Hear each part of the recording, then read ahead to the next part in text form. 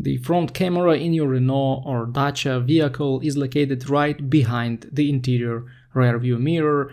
It works in lane assist, road sign recognition, emergency braking, and also adaptive cruise control features. And the warning saying front camera no visibility means that this camera can't see the road now, and a lot of safety functions don't work. The majority of drivers would put up with this, but Renault coded this warning to stay on the dash without the option to clear or reset it. So you basically have no access to your trip computer and other things. Now, there are pretty obvious reasons why you can't see this message. Firstly, it's a low sun when the beams are shining directly in the camera lens.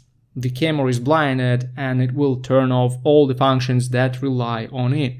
Secondly, it's heavy rain, bad fog, heavy snow. This makes it impossible for the camera to get a proper view of the road. Good luck looking for no rain weather in the UK actually, but you can't do anything with these factors. So you will just need to wait till the weather is better for the camera to work properly. Also, there is one really bad issue with misting the camera lens or the windshield area right in front of the camera. I believe Renault knew about this because I identified hidden cables in that area of the windshield. Then I spoke to 3 different dealerships in various European countries and none of them could answer how to turn on those hidden cables or whether they are always on. The driver's manual doesn't seem to answer that question either. Very weird.